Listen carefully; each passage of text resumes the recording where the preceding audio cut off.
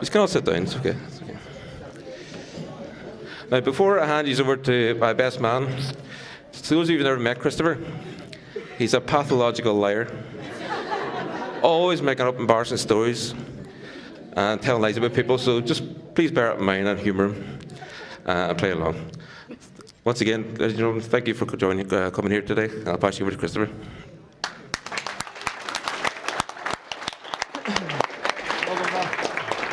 Can somebody hit the lights just? There's a few wee things on the board. It's not that bad, it's not that bad. That's right, everyone, I am a pathological liar. So I'd like to take a minute to tell you how kind, generous, loving, caring my brother is. He's even agreed to pay for everyone's drinks tonight, so I'll meet you at the free bar after this. Ladies and gentlemen, boys and girls, friends, family, Shields, Cushes, and Hugh as well. I'd like to thank everyone for being here today. We have people here from Strabane, Cookstown, The Rock, Derry, Belfast. Someone's even travelled here from Australia, I believe. We're all here to witness Daniel and Kathy begin their journey together. We're also here to witness Daniel sweat uncontrollably as I tell everyone what happened on the stag do. Remember the time we... But what about the night we all... Oh, fuck. The midget, can I tell that one? Oh, fuck. I'll move on. That wasn't Daniel's first choice to be best man. Daniel actually wanted Hunter to give the best man speech. But the last time Hunter stood up and spoke in front of a group of people, he got €100 community service and a £500 fine, so... Daniel was actually going to ask Hugh then, but you remember Hugh can't read, so that wasn't going to work.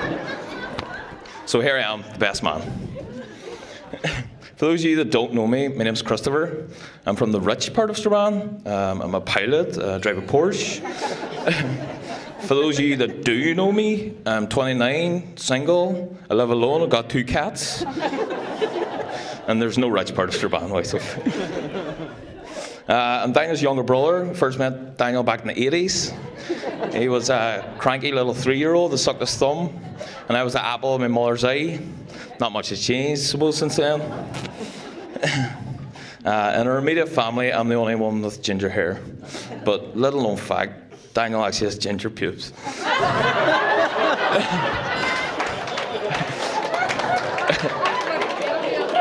Do you know how I know this? It's me and Daniel were coming back to the house one day, and here Kathy saying, "Look, here comes Daniel with that wee ginger prick."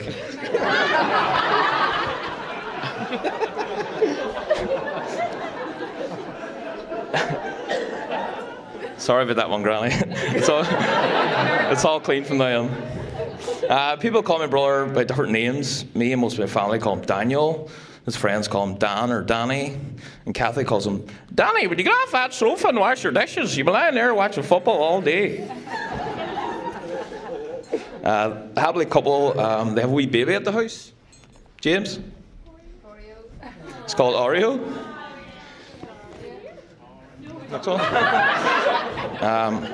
To be honest, I think he suspiciously looks like Hitler. Can anybody see it? No? They also have another pet in the house. He's called Hugh.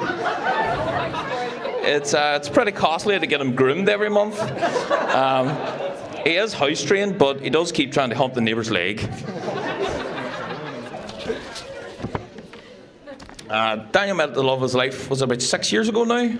Yeah. His name is Steve. They only went out for 6 months or something, but then he met Kathy, eventually met Kathy. Kathy, I just want to say you actually look beautiful today, as always. I was chatting to Kathy last week. She told me about Daniel's first chat-up line. It wasn't really a chat-up line, but she said it's good to finally meet someone from Tyrone. Charming. He was so nervous that Kathy they actually asked Daniel for his phone number rather than the other way about. Daniel's always been quite shy, and I was sort of the outgoing one. Back when our dad was still alive, we used to go to a local bar in Strabane, and I would sing karaoke. Quite badly, I would admit. But it's just for a bit of crack. Daniel was always embarrassed and ashamed to be my brother whenever I would sing. So I thought, what better way to embarrass him today than by singing all 12 verses of Danny Boy? Oh, Danny Boy, the pipe pipes, the pipes. No, I'm only joking. From Glen to Glen. When we were growing up, me and Daniel used to fight and argue with each other. We used to push each other in the bunk bed, powerbomb each other through cardboard boxes. One time I actually tripped Daniel down the stairs. He does deserve it, And Saturday mornings, we would wake up before everyone else, put on boxing gloves and headgear, and Daniel would beat the shit out of me for half an hour. I actually found a wee video of the type of stuff we used to get up to. I'm Bob Margera, and I feel like kicking my dad's ass all day today.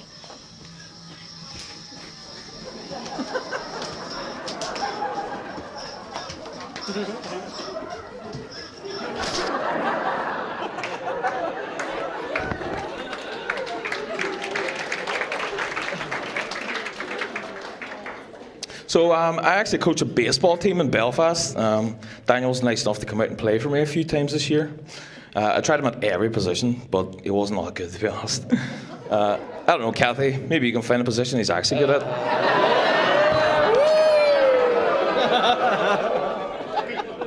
So me and Daniel are both Arsenal fans. Shout out to Malcolm. Where's Malcolm? Go on, you gooners! Between me and Daniel, I was always the more sporty one. I would have trophies, medals for playing golf, football, hurling. But Daniel, all he really had was his full attendance certificates from primary school. He never missed a day of school. Well, except for that one day he couldn't make it in. How do I put this mildly? That's right, Daniel shit himself in P4.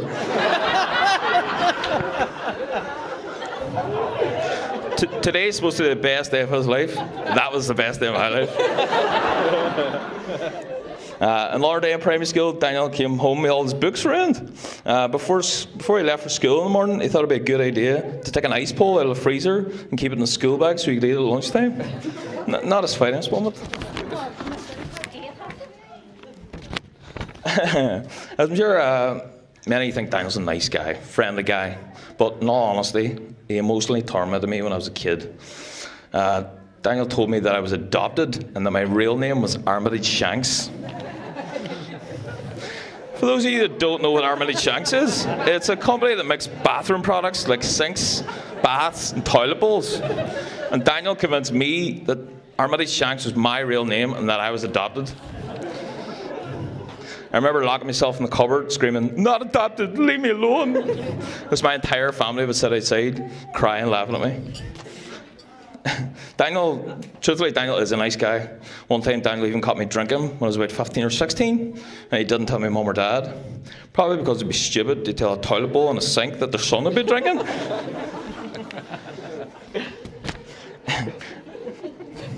I'm sure the Cush family are proud to welcome Daniel as part of their family today. And I just want to say, on behalf of the Shields family, Kathy will happily adopt you. Some of you may know, me and Daniel lost our dad about 9 years ago. My dad was a role model. It was tough when he wasn't there anymore. For the past decade now, Daniel's been a father figure to me, and he's someone I can look up to. He stepped into that void that was lost when we left our dad. He's always been there for me, and if I ever needed anything, I'd be lost without him. So Kathy, look after him for me. Let's raise a glass to Daniel and Kathy. I love you both. I hope you have a wonderful day and a happy life together. Sláinte.